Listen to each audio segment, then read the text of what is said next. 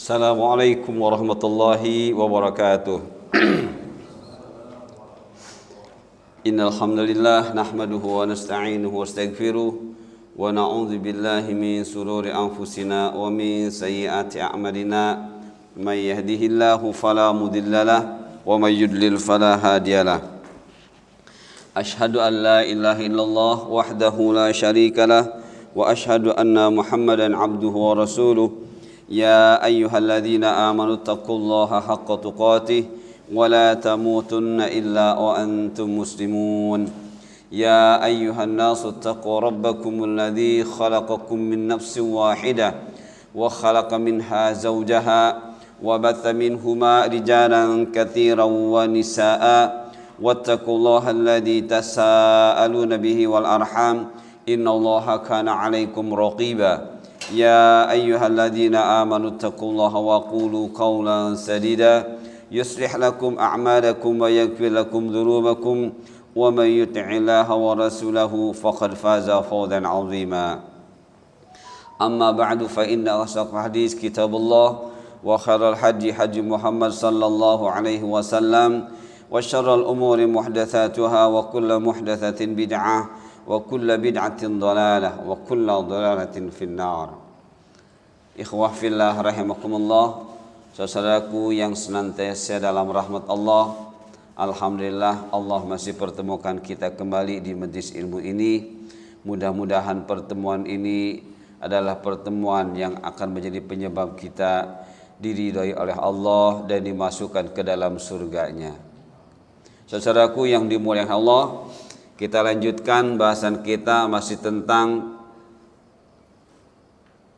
tanda yang ke-10, ciri yang ke-10 dari berfungsinya hati, yaitu mengharap rahmat Allah. Kemarin sudah sampai ayat ini, wa qur rabbighfir warham wa anta khairur rahimin. Namun sebagai pengingat materi yang minggu lalu dan sekaligus untuk mempertegas tentang mengharap rahmat Allah adalah seperti ini. Mengharap rahmat Allah adalah berarti berbicara tentang beramal yang benar di dalam beragama. Amal yang benar berarti amal yang mengikuti keinginan Allah di dalam Al-Quran dengan penafsiran yang benar, serta mengikuti contoh Rasulullah Sallallahu Alaihi Wasallam di dalam Al-Hadis dengan pensyarahan yang benar. Amal yang benar itu bukan amal yang asal ikut alias taklid. Amal yang benar juga bukan amal yang karena orang banyak melakukannya. Amal yang benar juga bukan karena para tokoh melakukannya, bukan. Amal yang benar bukan hanya sholat, bukan hanya zakat, bukan hanya haji, bukan hanya puasa saja. Akan tetapi amal yang benar adalah semua yang dilakukan setiap hari, dari sejak bangun tidur hingga tidur lagi. Namun saat amal-amal tersebut dilakukan, tentunya dengan mencontoh Rasul Sallallahu Alaihi Wasallam. Itulah amal, teman-teman. Itulah mengharap rahmat Allah. Jadi kalau tidak demikian, tidak mengharap rahmat Allah. Nanti akan dijelaskan dengan ayat yang tadi. Nah, amal yang benar adalah amal yang mengikuti yang hak, walaupun sendiri. Ya. Jadi jangan mengikuti mayoritas. Karena Allah sudah katakan wa in tuti aktsara man fil ardi yudilluka an sabilillah. Jika engkau mengikuti mayoritas manusia, ya, di muka bumi ini justru akan membuat engkau tersesat. Seperti itu. Dan Allah yang Maha tahu, ya. Mengapa ya Allah? Inhum illa yahrusun. Mereka sudah sedang berbohong dan mereka mengikuti zon, mengikuti bukan ilmu.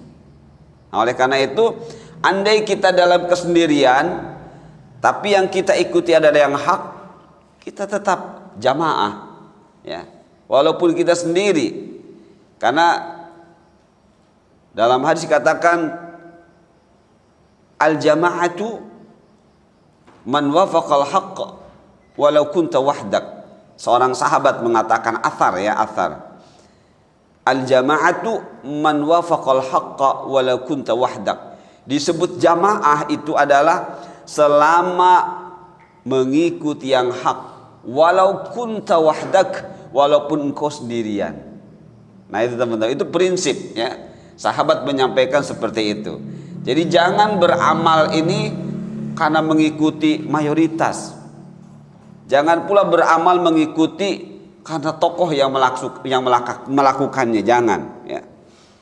Itu justru kata Allah, yudilluka, akan menyesatkanmu. Jadi amal yang benar adalah amal yang mengikuti yang hak walaupun sendiri. Apalagi Allah jelas mengatakan al-haqqu min rabbik fala takunanna minal mumtarin ya. Allah melarang kita untuk menumbuhkan di dalam kita rasa ragu tentang kebenaran. Oleh karena itu, kebenaran yang sumbernya Al-Quran, yang kita sudah mengenalnya dengan tauhidul ilmi, itu tidak bisa kita peroleh dengan santai-santai ya. Kita harus menuntut ilmu ya. Kita harus curahkan diri kita untuk ilmu, terus menuntut ilmu, dan kita pun harus tahu tujuan menuntut ilmu ya. Di antara ulama salaf dari kalangan tabi'in mengatakan, innama yutlabul ilmu liyattaqallaha bih. Sesungguhnya ilmu itu dituntut agar si penuntut ilmu itu bertakwa kepada Allah. Kalau sudah bertakwa, sebagaimana bahasan yang lalu, konsentrasi di amal dan amalnya benar, dengan imtithal, dengan mencontoh yang dicontohkan oleh Rasulullah SAW, seperti itu. Jadi sekali lagi, untuk bisa beramal yang merupakan tanda dari mengharap rahmat Allah, bukti dari rahmat Allah, kita harus terus menuntut ilmu dan harus tahu tujuan menuntut ilmu. Dan kita tidak boleh merasa cukup dengan ilmu yang sudah ada pada dirinya. Seperti itu. Terkadang kita sudah cukup dengan gelar. Kalau sudah dapat gelar sudah selesai. Padahal kalau mencari gelar, dilihat dari si waktu enggak lama. S1 4 tahun, S2 tambah 2 tahun, S3 tambah 8 tahun. Enggak ada apa-apanya 8 tahun itu teman-teman. Ya, kalau kita hanya mengejar gelar, 8 tahun selesai. Itu pun kalau serius ya. Jadi sekali lagi, batasan mencari ilmu tidak ada batasnya ya. Tapi tujuan mencari ilmu lah dibatasi. Apa? Untuk menjadi hamba yang bertakwa ya. Dan ketika bicara takwa, bicara amal yang benar, yang Allah inginkan, yang Rasulullah contohkan. Makanya para ulama-ulama salaf dulu ya mengingatkan, al-iktifa'u bidzanni ma'al qudrati ala tahsilil dhann al-ilmi al-yakin ghair jaiz aqlan wa syar'an. Merasa cukup ya dengan zon atau dengan satu ilmu ya. Jadi ketika kita punya satu ilmu, padahal masih ada ilmu-ilmu yang lain, itu disebutnya zon. Kalau zon ilmu bukan teman-teman? Bukan. Ya, kalau zon itu belum ilmu. Jadi walaupun itu ilmu, tapi masih ada ilmu yang lain, yang kemungkinan besar kita harus mendapatkannya, bisa mendapatkannya. Maka ilmu yang satu ini belum dianggap ilmu ya, masih dianggap zon. Jadi makanya al-iktifa'u bidzanni ma'al qudrati ala tahsili yaqin ghair zaiz aqlan wa syar'an atau syar'an wa aqlan. Merasa cukup dengan satu ilmu padahal masih besar kemungkinan untuk mendapatkan ilmu yang lain, maka itu tidak boleh terjadi, baik secara syariat ataupun secara akal. Nah itu teman-teman, jadi tidak ada batas kita, saya mau udah cukup, sholat saya udah begini aja, ya, nggak perlu dirubah-rubah. Nah, seperti itu. Bisa jadi hingga saat ini kita tidak tahu berapa rukun sholat, berapa wajib-wajib sholat, sunnah-sunnah sholat. Ketika kita tidak paham mana rukun-rukun sholat, mana wajib-wajib sholat, mana sunnah-sunnah sholat, bisa jadi sholat kita masih kurang nilainya, ya. Dan kalau bicara sunnah-sunnah sholat itu banyak, termasuk menggerak-gerakkan jari, itu min sunnah-sunnah sholat. Termasuk memandang pandangan mata kita ketika sholat kemana saja, itu sunnah-sunnah sholat. Nah kalau kita termasuk di antara orang yang hatinya mengharap rahmat Allah, itu harus kita ketahui, ya, bagaimana duduk sholat, ya. Nah, itu harus diketahui. Jadi tidak cukup, saya mau cukup ini ajalah, tidak seperti itu. Jadi al-iktifa'u bil-dhanni ma'al qudrati ala tahsilil yaqin ghair jaiz aklan wa syar'an. Jadi ilmu yang Allah siapkan untuk kita di dalam Al-Qur'an tidak akan habis-habisnya. Dan kita sudah mengetahuinya, istilah itu disebut dengan tauhidul ilm. Ya, kalau sudah ilmu maka dituntut untuk diamalkan, dan pengamalan yang benar tauhidut talab, ya. Kemudian hukukut tauhid, dan kemudian jazaa'ut tauhid. Nah teman-teman, diperkuat dengan ayat yang kemarin, wa qur rabbighfir warham wa anta khairur rahimin, ya. Terjemahannya, dan katakanlah atau dan berdoalah, ya. Bagaimana doanya? Singkat tapi maknanya padat, ya. Doanya singkat tapi maknanya padat. Ya Rabbku, ketika kita mengatakan ya Rabbku, apa yang harus kita pahami? Allahu al-khaliq, Allahu ar-raziq, Allahu al-mudabbir atau al-muhawwil. Itu yang harus tersirat dalam benak kita saat kita berdoa seperti itu. Berarti kita mohon kepada Allah, ya Allah yang maha pencipta, ya. Ketika kita mengatakan atau memahami maha pencipta, bahwa semua adalah ciptaan Allah, termasuk dirinya. Dan saat itu pula kita langsung menyadarkan diri, Ar-Razik yang maha pemberi. Apapun, ya, apapun yang sampai kepada diri kita dan siapapun, itu enggak lepas dari nama Allah Ar-Razik. Dan di situ juga mengandung perbuatan-perbuatan Allah. Al-Mudabbir atau Al-Muhawwil yang maha mengatur, bahwa kita ini kemanapun enggak lepas dari aturan Allah. Nah, itulah yang harus kita pahami saat kita berdoa. Nah kalau kita berdoa tapi hasil dari doa enggak ada, maka bisa jadi kita termasuk lahin, orang yang berdoa tapi lahin, tapi nggak paham apa yang dipanjatkan, ya, seperti itu.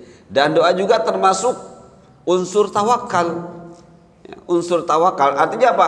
Apa yang kita panjatkan kepada Allah, kita tidak boleh memaksa Allah. Makanya Allah sudah memberikan kisi-kisi seperti apa doa Allah kabulkan, ya. Makanya Allah cara mengkabulkan doa 3. Allah bisa memberikannya cash di sini, artinya langsung di sini, bisa saat itu, bisa selama di dunia.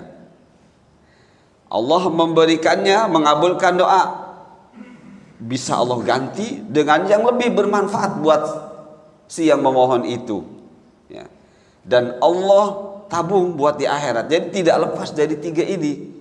Makanya saat kita berdoa terus harus optimis dan berhusnuzon kepada Allah. Jangan, ya saya sudah berdoa udah bertahun-tahun begini terus. Itu namanya lahin dan mustajil, ya. Jadi orang berkata seperti itu Dengan doa-doanya orang itu disebut mustajil, ya, atau lahin, seperti itu. Orang yang terburu-buru dalam doa dan akhirnya nggak bermanfaat doanya. Nah, teman-teman, jadi ayat ini yang terjemahnya, ya Rabbku, berilah ampunan dan rahmat, dan Engkau ada yang paling baik yang memberi rahmat. Nah, ini hadza irsyadun minallah. Ini adalah bimbingan dari Allah untuk hamba-hambanya ila hadza doa, agar menggunakan doa ini. Fa'al ghafur, maka ketika kita mengatakan ighfir, maka yang harus kita pahami, idza utliqa ma'nahu al-mahwul zambi wa satruhu. Maka ketika kita rabbighfir, yang harus kita pahami adalah bahwa kita minta kepada Allah agar dosa kita besar kecil, sengaja nggak sengaja, apapun, minta kepada ya Allah tutupi dan hapus, ya, hapus seperti itu. Dan ketika bicara warham, jadi rahmat, maknanya ayyushadidahu wa yuwaffiqahu fil aqwali wal af'al, agar Allah terus membimbing kita dalam beramal, menguatkan dalam beramal, dan kemudian istiqomah dalam beramal.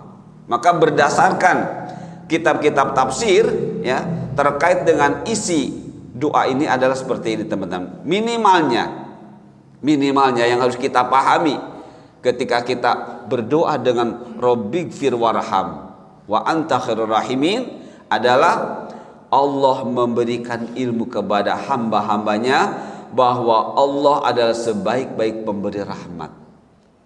Jadi singkat, Rabbighfir warham, hanya dua, wa anta khairur rahimin. Tapi yang harus kita pahami adalah satu, bahwa Allah memberikan ilmu kepada hamba-hambanya, dan bahwa Allah adalah sebaik-baik pemberi rahmat. Jadi ketika bicara rahmat, bicara kebaikan, dan sumber kebaikan adalah Allah, dan kebaikan yang Allah berikan tidak ada bandingnya. Nah, inilah hasilnya kita beramal yang benar, kita cari ilmu yang benar. Inilah rahmat Allah. Kita makan yang benar, kita minum yang benar, alias menjadi ibadah, ya, menjadi ibadah seperti itu.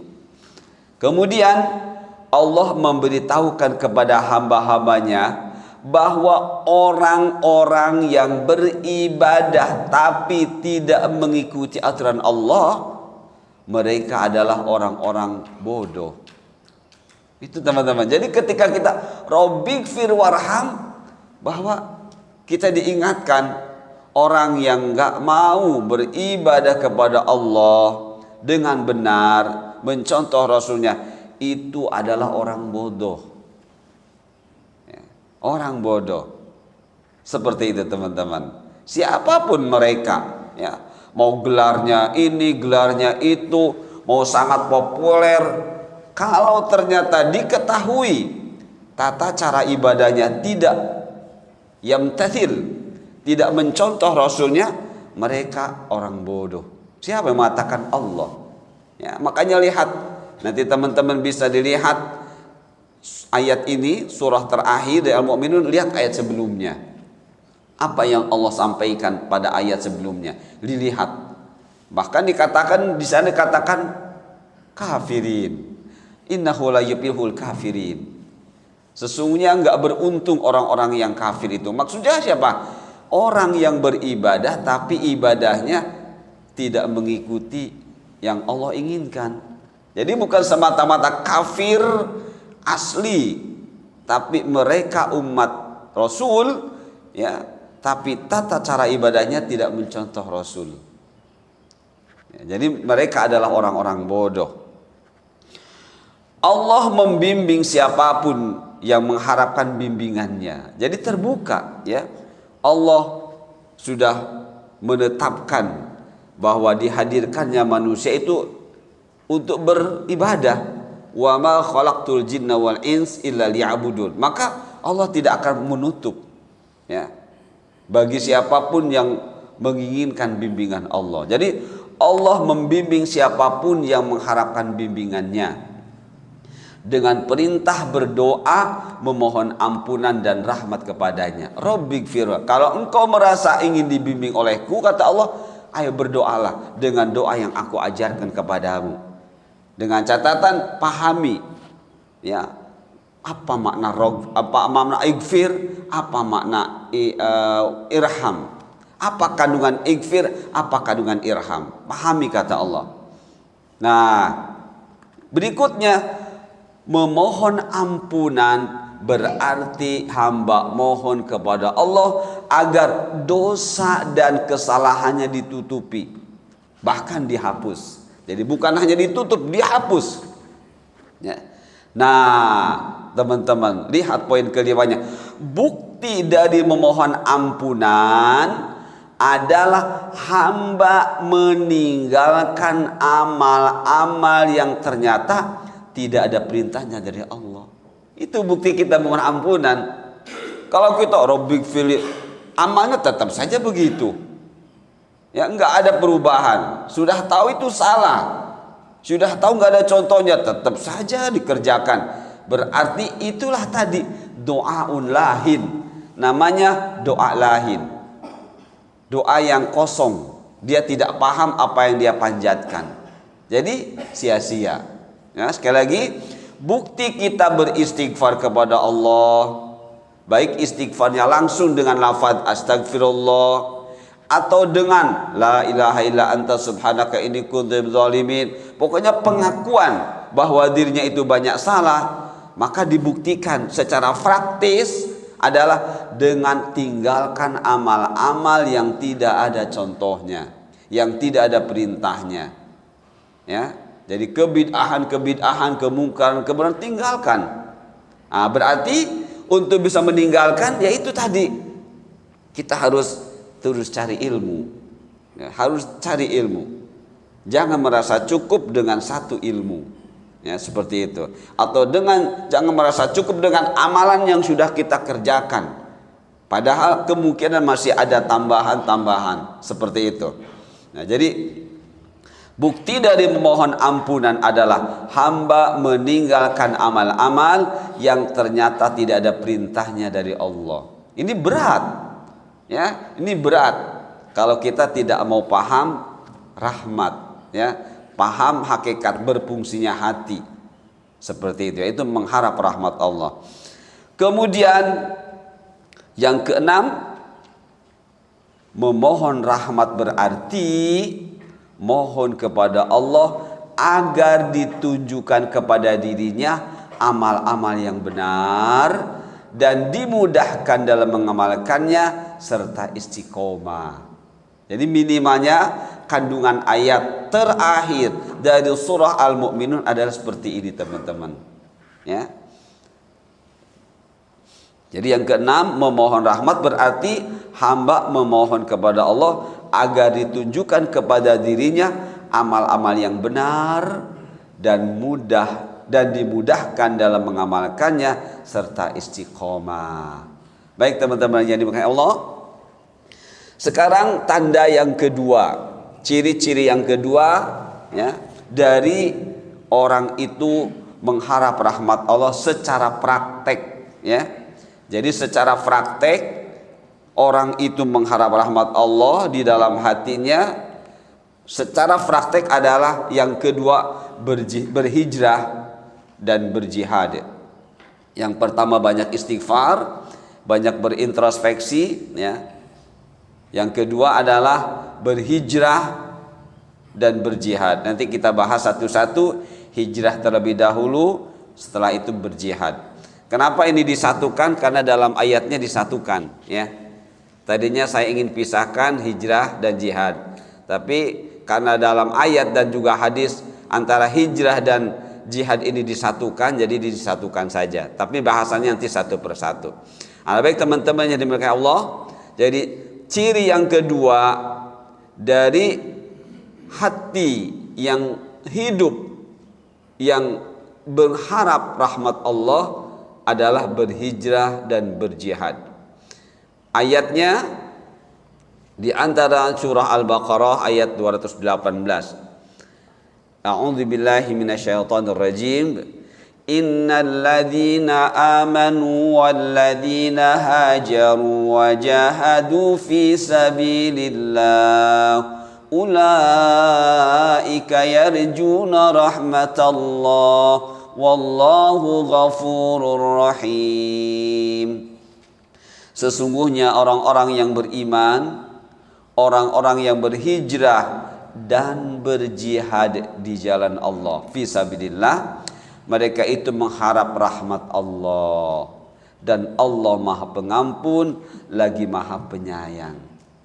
Jadi kalau kita ingin merasakan diri kita mengharap rahmat Allah berdasarkan ayat 218, praktekkan kata Allah. Praktekkan ya oleh dirimu apa? Setelah keimananmu berhijrah, berjihad. Nah itu teman-teman ya. Berjihad fi sabilillah, ai fi taatillah, dalam kepada Allah. Nah, kalau itu ada di dirimu wahai orang beriman, berarti engkau adalah kata Allah, ulaika yarjuna rahmatallah. Orang yang beriman kemudian berhijrah, berjihad ya di jalan Allah, dalam taat kepada Allah, kata Allah mereka adalah orang yang mengharap rahmat Allah. Ya, mengharap amal-amalnya benar, mengharap amal-amalnya dibimbing oleh Allah, mengharap amal-amalnya diberi pahala oleh Allah, mengharap ketika beramal pun istiqomah kepada Allah. Nah itu teman-teman. Nah baik, sekarang kita bahas satu persatu hijrah terlebih dahulu. Hijrah memiliki beberapa arti. Ada hissi, ada maknawi ya. Ada hissiyah, ada maknawiyah. Hissiyah itu lahiriah, panca indera ya. Panca indera. Sedangkan maknawiyah batin. Nah, di sini yang hitam berwarna hitam ini secara bahasa. Yang merah secara syar'i. Ya. Jadi satu yang berwarna hitam ini makna hijrah secara bahasa. Nah, yang dua makna hijrah secara syar'i.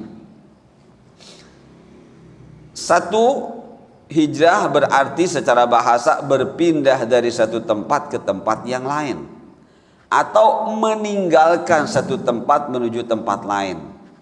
Seperti itu. Itu secara bahasa. Jadi apapun yang kita lakukan seperti yang definisi pada pertama itu adalah hijrah. Kita dari kamar ke kamar itu hijrah. Dari kamar ke masjid, dari rumah ke masjid itu hijrah secara bahasa ya. Al-intiqal ila makanin wahid min makanin wahid ila makanin akhar. Berpindah dari tempat ke tempat lain itulah hijrah ya, secara bahasa. Namun secara istilah dan secara syar'i itu yang kita harus pahami dua. Satu, berpindah dari satu tempat ke tempat lain untuk tujuan agar tetap bisa menegakkan agama Allah walaupun harus meninggalkan keluarga dan harta benda ya. Karena praktek hijrah pertama kali yang dilakukan oleh Rasul atas perintah Allah bersama sahabat itu dari Makkah ke Madinah seperti itu ya.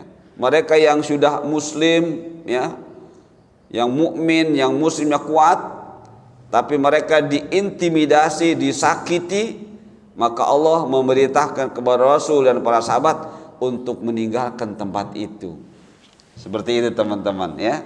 Nah makanya tujuan berpindah ini, berpindah dari satu tempat ke tempat lain untuk tujuan agar tetap bisa menegakkan agama Allah walaupun harus meninggalkan keluarga dan harta benda. Nah ya itu hissiyah. Kemudian secara maknawiyah, secara batin, meninggalkan hal-hal yang dilarang oleh Allah. Seperti itu teman-teman ya. Jadi dua-duanya ini berlaku ya, dua-duanya berlaku. Makna syar'i, istilah syar'i, dua-duanya berlaku ya. Ketika kita berada di kelompok orang-orang yang masih cenderung melakukan kemungkaran. Kita apakah tertutup kemungkinan untuk hijrah? Tidak. Ya, tidak tertutup kemungkinan. Berarti mana yang kita pakai? Yang ketiga, meninggalkan hal-hal yang dilarang oleh Allah. Walau kita tetap berada di tempat itu, ya, kita tidak berpindah secara fisik, namun kita tetap bertahan, beramal yang benar. Itu juga hijrah. Ya, makanya di akhir zaman ini mungkin hijrah ini lebih berat, ya, lebih berat. Kenapa? Karena di mana-mana pun sudah mayoritas Muslim. Ya, kita pindah ke sini Muslim, ke sana Muslim. Jika pindahnya secara fisik, maka secara batin inilah, ya, andai di tempat kita masih banyak orang-orang yang melakukan amal-amal yang berdasarkan kebodohan, karena Allah mengatakan orang-orang beramal tidak berdasarkan perintah itu orang-orang bodoh. Kalau kita berada di lingkungan seperti itu, berarti batin yang makna hijrah yang batin ini, ya, meninggalkan hal-hal yang dilarang oleh Allah. Dan Rasul juga berkata, ketika kemaksiatan atau kemungkaran maksudnya dilakukan di depan mata kita dan kita mengingkari dengan hati kita, kaman ghaba anha, maka nilainya seperti yang tidak di tempat. Nah, ini teman-teman diberi peluang oleh Allah untuk berhijrah, ya, untuk berhijrah. Sekali lagi, secara bahasa hijrah artinya berpindah dari satu tempat ke tempat yang lain, atau meninggalkan satu tempat menuju tempat lain. Nah, ini secara bahasa. Sedangkan secara istilah syar'i, dua, berpindah dari satu tempat ke tempat lain untuk tujuan agar tetap bisa menegakkan agama Allah walaupun harus meninggalkan keluarga dan harta benda. Yang ketiga, meninggalkan hal-hal yang dilarang oleh Allah. Itulah hijrah, ya. Baik. Nah, masih diperjelas lagi oleh para ulama tafsir, ya. Jadi untuk mempertegas yang dua tadi, hijrah ada dua macam, hijrah lahir dan hijrah batin. Hijrah batin adalah meninggalkan segala hal yang berkaitan dengan yang diinginkan oleh nafsu ammarah bisu. Nafsu yang mengajak kita kepada keburukan, dan setan yang menjauhkan kita dari yang hak. Jadi ketika bicara hijrah batin adalah ini teman-teman, meninggalkan segala hal yang berkaitan dengan yang diinginkan oleh nafsu ammarah bisu. Nah, ketika bicara nafsu ammarah bisu, maka ada dua nafsu lagi teman-teman, ya.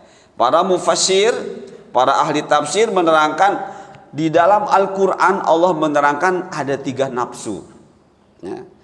Ada nafsu. Nafsu itu adalah gabungan fisik dengan ruh. Itu nafas. Nah, ketika sudah tergabung nafas dengan ruh, maka ada tiga macam nafsu. Ada nafsu yang disebut dengan seperti di sini al-ammarah bisu, adalah nafsu yang cenderung dan punya kekuatan kepada keburukan. Inginnya tuh buruk terus, ya. Diingatkan nggak peduli, ya. Diingatkan asik saja, itu buruk, itu salah, tetap saja seperti itu. Nah, itu biasanya cenderung mengikuti al-hawa. Hawa itu adalah berkaitan dengan pemahaman agama, ya. Jadi bicara hawa adalah hal-hal berkaitan dengan pemahaman agama. Jadi ketika teman-teman, ketika kita mengikuti ajaran yang salah, itu berarti hawa menguasai diri kita, dan saat itu nafsu kita disebut dengan nafsu ammarah bisu, ya. Mengikuti hawa, mengikuti ajaran yang salah, yang subhat, maka nafsu kita saat itu disebut dengan ammarah bisu. Nah, kalau nafsu ammarah bisu bisa diselamatkan, nah, kita merasakan penyesalan, kita merasakan kita kemudian juga beristighfar, ya, mencari tahu bahwa ternyata benar itu salah dan mau diberitahu bahwa itu salah dan kita lepaskan, maka saat itu kita berada di nafsu lawamah. Nafsu al-lawamah. Jadi nafsu lawamah adalah nafsu di mana saat itu kita merasakan penyesalan. Kita menyadari ternyata itu salah, ternyata itu keliru, ternyata itu nggak ada contohnya, ternyata itu nggak ada bimbingannya. Itu lawamah. Dan inilah mulai nafsu yang positif. Ya. Jadi kalau teman-teman merasakan ini salah, ini kemudian tinggalkan yang salah itu, kita sudah berada di nafsu yang positif yang pertama. Apa itu? Lawamah.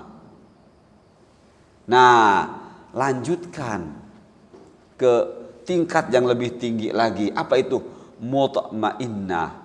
Nafsu mutmainnah. Nah, nafsu mutmainnah ini adalah nafsu yang tadi fisabilillah, dalam ketaatan kepada Allah. Ya, dan nafsu inilah nanti yang akan menjadikan si orang ini gembira. Kenapa? Karena Allah nanti akan menyambut. Ya ayyatuhan nafsul mutmainnah. Wahai nafsu, wahai jiwa yang mutmainnah, yang sudah tentram, sudah penuh dengan ketaatan. Apa kata Allah? Irji'i, kembali segera, ila rabbiki, kepada Rabbu, radiyatan mardiyah, dalam keadaan engkau ridho, mardiyah, dan engkau pun diridhoi. Artinya dalam keadaan engkau memuliakan aku dan aku pun memuliakanmu. Ya, dalam keadaan engkau mengharapkan pahala dariku dan aku pun berikan pahala kepadamu. Ini radiyatan mardiyah. Allah buktikan, fadkhuli fi ibadi, sekarang masuklah engkau ke dalam kelompok hamba-hambaku yang seperti engkau, yang radiyah mardiyah. Dan terakhirnya fadkhuli jannati, dan masuklah ke dalam surgaku. Ini nafsu mutmainnah, diawali dengan nafsul lawamah. Jadi kalau kita enggak pernah menyesal dari kesalahan-kesalahan kita tidak akan merasakan lawamah, apalagi mutmainnah. Berarti kita berada di ammarah bisu. Ini teman-teman, inilah hijrah batin. Jadi hijrah batin adalah meninggalkan segala hal yang berkaitan dengannya diinginkan oleh nafsu ammarah bisu. Yaitu apa? Menentang Allah, menentang Rasul, bergabung dengan syaitan, bergabung dengan syahwat, bergabung dengan hawa. Ya. Kalau syahwat adalah keinginan-keinginan terhadap duniawiyah. Ya. Inginnya menggunakan duniawiyah secara keliru. Itu syahwat. Sedangkan hawa adalah keinginan-keinginan terkait dengan pemahaman agama yang keliru. Yang kita kenal dengan istilah syubhat. Ya, seperti itu. Jadi kalau ada jawaban-jawaban permasalahan agama tapi enggak jelas, ya, itu berarti subhat. Nah, itu subhat. Nah, itu hawa. Dan itulah yang ada dalam nafsu amarah bisu. Nah, teman-teman ya. Kemudian hijrah lahir adalah meninggalkan tempat yang satu menuju tempat yang lain, tapi dalam rangka menjaga agama dari segala fitnah atau segala hal yang merusak ajaran agama. Itu secara lahirnya, ya. Nah, terakhir, tujuan utama dari hijrah baik batin ataupun lahir, ya, adalah agar tetap bisa menegakkan syariat Islam, yaitu melaksanakan perintah dan meninggalkan larangan. Itulah hakikat hijrah, teman-teman, ya. Jadi kemungkinan untuk mendapatkan hakikat hijrah ini hanya bisa dengan ilmu. Ya, tidak cinta ilmu tidak akan pernah bisa hijrah. Ya, jadi ilmu inilah yang akan menghijrahkan kita. Ilmu yang mana? Ilmu yang benar. Ya, ilmu yang benar seperti itu. Baik teman-teman yang dimuliakan Allah.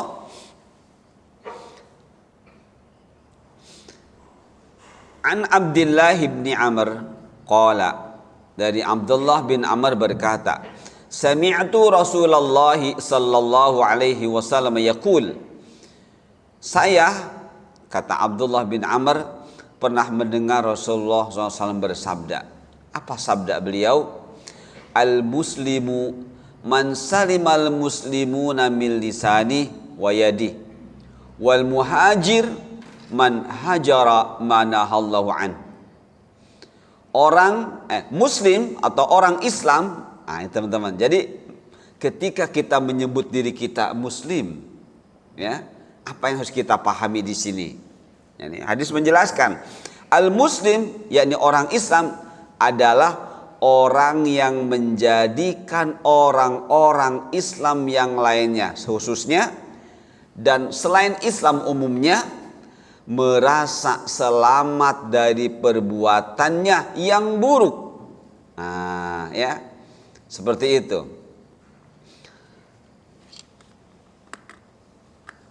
Yang buruk dan ucapannya yang buruk. Seperti itu teman-teman.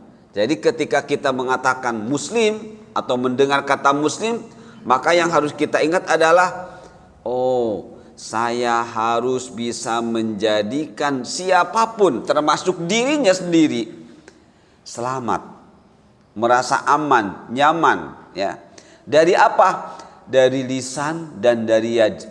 Dari ucapan-ucapannya yang buruk dan yad, tangan alias perbuatan, ya. Alias perbuatan baik dengan tangannya apa saja selain lisan. Jadi jangan sampai ada keburukan-keburukan yang menyebabkan siapapun merasa terganggu, merasa tidak aman, merasa tidak nyaman. Nah, itulah makna muslim teman-teman, ya.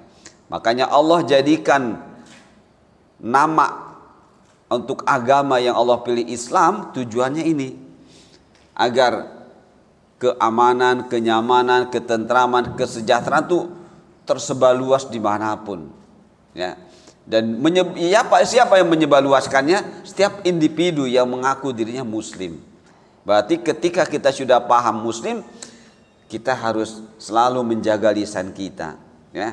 Jangan sampai keluar dari lisan kita kecuali yang menjadikan diri kita dan siapapun merasa tentram, nyaman, ya. Seperti itu. Dan juga perbuatan kita tentram, nyaman. Itu muslim, ya.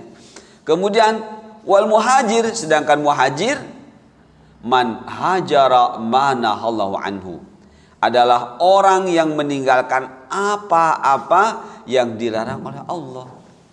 Makanya jadi antara muslim dan muhajir ini tidak bertentangan dan saling mengikat, ya, saling mengikat. Jadi tidak akan seorang muslim ini bisa mengeluarkan dari lisannya yang baik-baik kalau dia nggak paham hijrah. Kalau dia tidak mau menjadikan dirinya muhajir. Karena mana muhajir, Rasul mengatakan man hajara manallahu anhu, ya, yang meninggalkan apa-apa yang dilarang oleh Allah. Apa yang Allah pelarang? Fahsya mungkar. Allah melarang kita berbuat fahsya mungkar, ya. Ketika kita bisa meninggalkan fahsya mungkar, inilah hakikat keislaman berarti, ya, dari kemuslimannya. Nah, ya teman-teman, ya, sekali lagi, al muslimu man salimal muslimuna min lisani wa yadi, wal muhajiru man hajara manahallahu an. Seperti itu. Ini hadis yang pertama, ya. Jadi kita konsentrasi pada hijrah. Ya, jadi hijrah adalah tinggalkan apapun yang Allah larang, baik berupa kemungkaran terkait dengan ibadah ataupun yang tidak kaitannya dengan ibadah, yaitu fahsya. Seperti itu. Nah, di antara penguat sebagai penjelasan dari hadis tadi ini, secara fisik kita tidak melihat di sana ada perintah kepada kita untuk duduk di majelis ilmu, ya. Secara tekstual kita tidak melihat dalam hadis itu perintah kepada kita untuk duduk di majelis ilmu. Tapi secara kontekstual, secara mafhum, ternyata inilah isinya.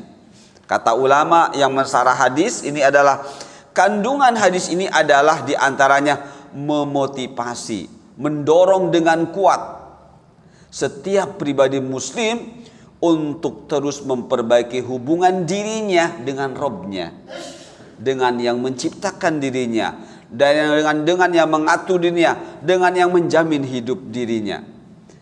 Mengapa? Karena seseorang yang mengaku muslim tidak akan bisa bermuamalah yang baik dengan sesama jika ia tidak memperbaiki muamalah dengan Robnya. Wal'iyadzubillah.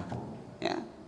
Lihat teman-teman, mohon maaf, ketika di YouTube seorang penceramah, seorang tokoh agama, kata-katanya subhanallah menyakiti hati, ya. Kata-katanya tidak dikontrol, kata-katanya asal keluar. Berarti dengan hadis ini kita dipahamkan, oh berarti orang ini sebenarnya hubungan dengan Allahnya buruk, ya, hubungan dengan Allahnya buruk, tapi dia tidak merasa bahwa itu buruk.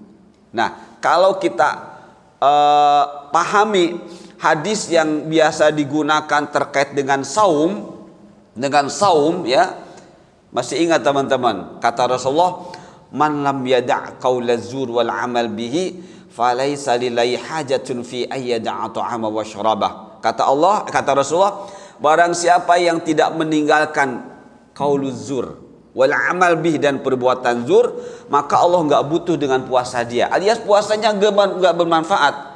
Walaupun orang itu sudah menahan lapar haus seharian penuh dengan waktu yang tepat, tapi masih ada qaul zur, perbuatan zur, enggak bermanfaat, alias Allah enggak beri pahala. Secara sah puasanya enggak batal karena dia enggak makan, tapi lihat dari perkataannya, lihat dari perbuatannya, zur, enggak punya nilai puasanya. Zur itu apa teman-teman?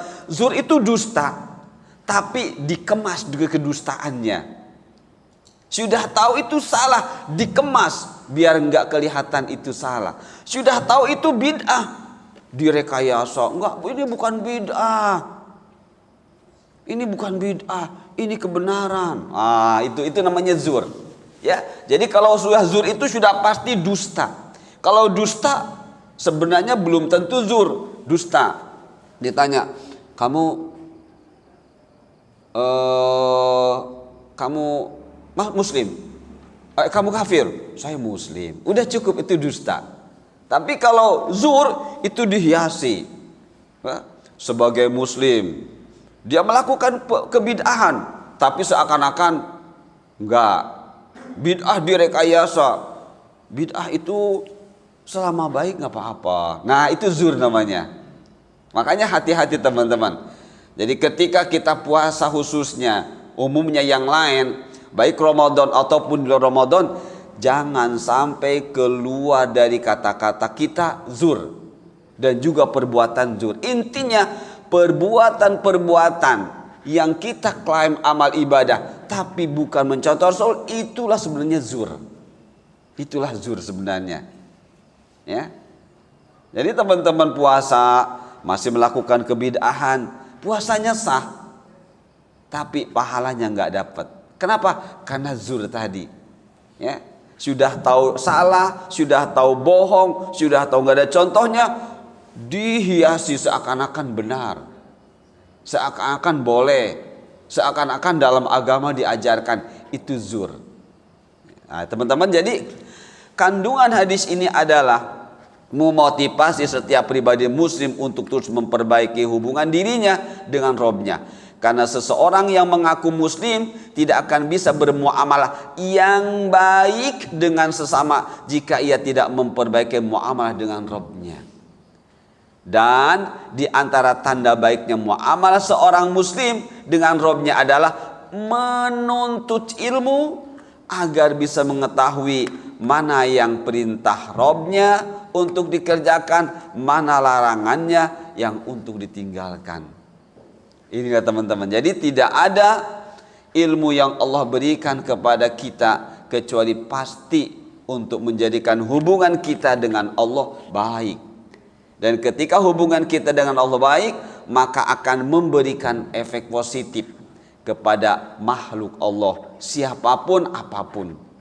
Nah, ya teman-temannya. Jadi dari hadis al-muslimu man salima al-muslimuna min lisanihi wa yadi menunjukkan bahwa lisan wa yadi, amal kita ini enggak lepas dari dua, ya. Amal kita kemanapun kita pergi secara lahir cuma dua. Perbuatan yang keluar dari lisan, perbuatan yang keluar dari panca indera kita. Kemanapun tidak akan lepas. Dan semuanya jika ingin punya nilai harus dengan ilmu. Ilmu yang mana? Ilmu yang bisa menjadikan hubungan kita baik kepada Allah. Dan nanti akan melahirkan hubungan baik dengan selain Allah.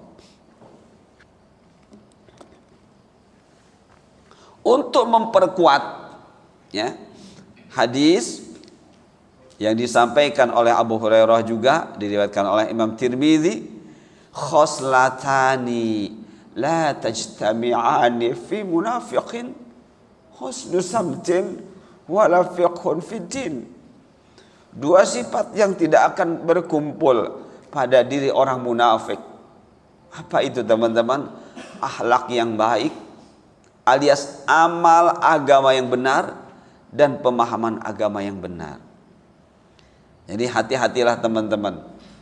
Ingin tahu seperti apa karakteristik orang munafik secara global, Rasulullah menerangkan dua. Satu, tidak akan ada pada diri orang munafik husnu samtin, akhlak yang baik. Maksudnya apa? Beramal agama yang benar.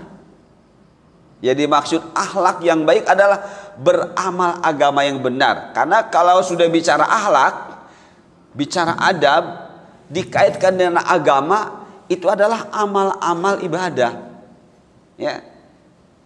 Sekali lagi, ketika kita bicara akhlak atau adab atau etika atau attitude atau behavior apapun, kalau sudah dikaitkan dengan agama, itu namanya amal yang menjadi target agama. Ya, agama itu targetnya amal. Nah, amal-amalnya dilakukan, ada yang baik, ada yang buruk. Yang baik disebut akhlak yang baik, yang buruk disebut akhlak yang buruk. Itulah. Nah, orang-orang munafik itu kata Rasulullah tidak akan tumbuh dari dirinya amal agama yang baik. Makanya akhlaknya buruk terus. Kenapa? Karena la fiqhun fid din, karena dia enggak mau mencari ilmu dengan benar. Ya. Jadi ketika ilmu yang dicari tidak benar, pasti akan lahir dari dirinya akhlak yang buruk alias amal-amal agama yang salah. Ya, jadi subhanallah, ini kaidah teman-teman. Ya, ini kaidah. Kaidah itu rumus untuk mengetahui bahwa di diri seseorang itu ada kemunafikan atau tidak. Ini teman-teman. Jadi kalau diri kita selama ini kok masih saja beramal yang salah, kebid'ahan masih saja dikerjakan, berarti masih ada unsur kemunafikan di diri kita. Ya. Tapi kalau kita tinggalkan terus, mana bid'ah, tinggalkan, insya Allah kita akan selamat. Tapi caranya bagaimana? Fiqhun fiddin, pahami agama. Ketika bicara fiqh, apa maksudnya teman-teman?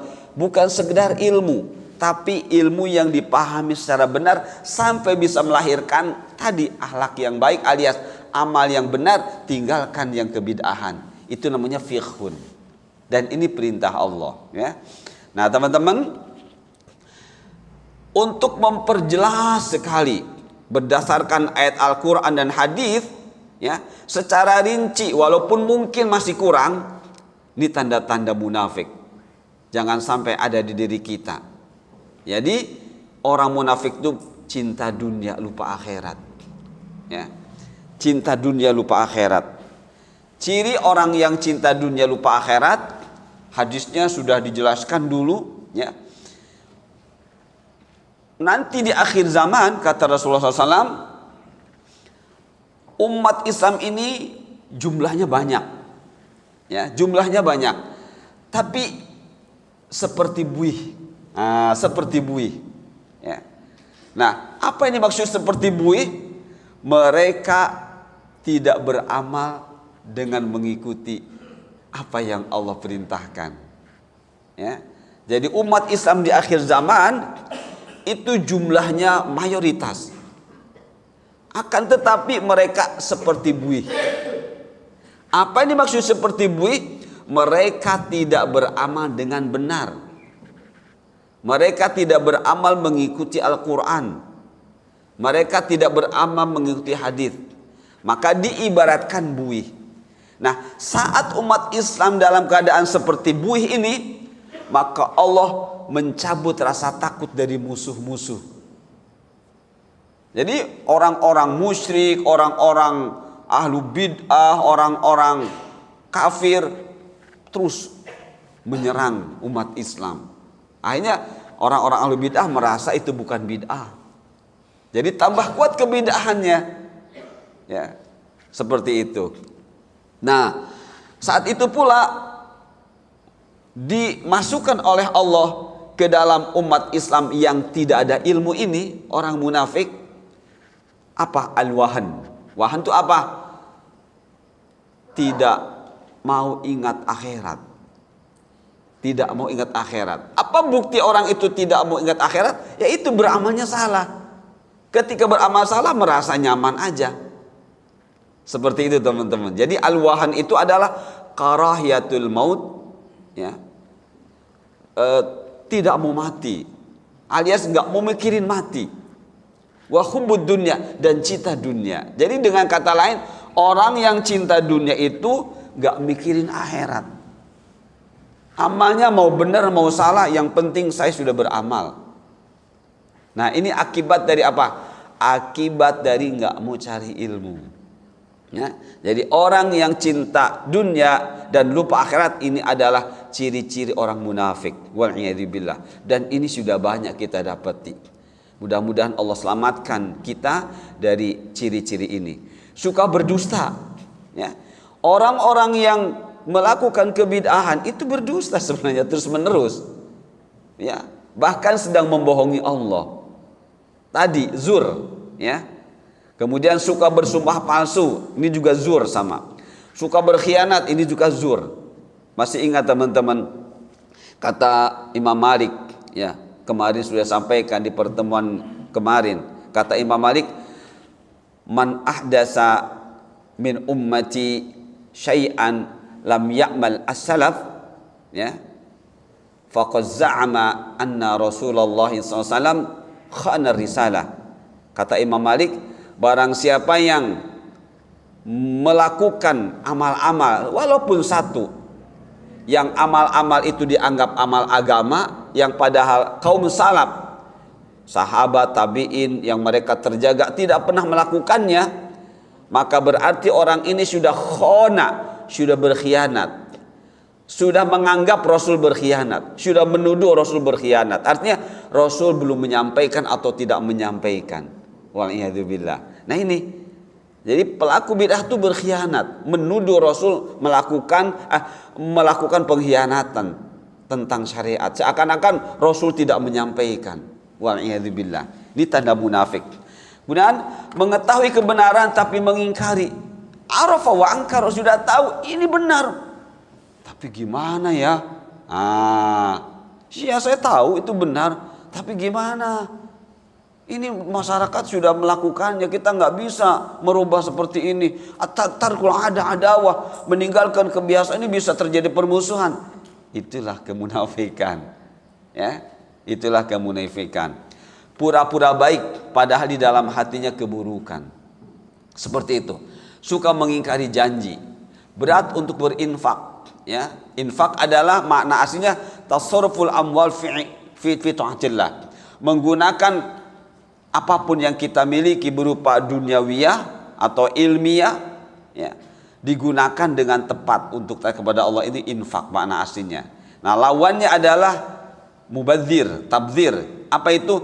Tasarruful amwal fi ghairi ta'atillah, menggunakan harta benda sedikit pun, ya, tapi bukan untuk taat kepada Allah. Itu namanya mubadzir. Kemudian berat untuk berbuat baik, ya. Mau ngaji sulit banget, ya. Mau ngaji takut, saya takut. Takut Wahabi. Takut Wahabi. Sudah takut Wahabi tapi nggak pernah dicari tahu apa sih Wahabi itu. Ya, seperti itu. Kemudian menjauh dari ilmu, sama, ya. Suka pujian orang, menghalangi orang lain menuju kebenaran, sedikit mengingat Allah, takut kepada manusia, menyuruh kepada kemungkaran, sombong, mengolok-olok agama, suka menyebarkan keburukan dan lain-lain. Masih banyak teman-teman. Saya kumpulkan deret ayat dan hadis seperti inilah. Alhamdulillah. Berarti waktunya sudah cukup, ya. Berarti besok pertemuan berikutnya mudah-mudahan kita mulai dari sini, ya. Ana amarukum bi khamsin Allahu amarana bihinna as-sama' wat ta'ah wal jihad wal hijrah wal jamaah. Kata Rasulullah SAW, saya memerintahkan kepada kamu sekalian untuk mengerjakan 5 hal.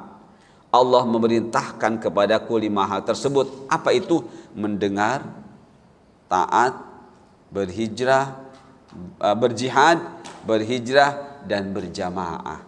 InsyaAllah kita bahas hadis yang ini pertemuan berikutnya. Itu saja teman-teman yang kita bahas pada kesempatan Sabtu ini. Sekali lagi mudah-mudahan bermanfaat. Mudah-mudahan kita terus dihidupkan oleh Allah dalam hati yang penuh pengharapan rahmat Allah. Subhanakallahumma bihamdika asyhadu an la ilaha illa anta astaghfiruka wa atubu ilaik. Wassalamualaikum warahmatullahi wabarakatuh.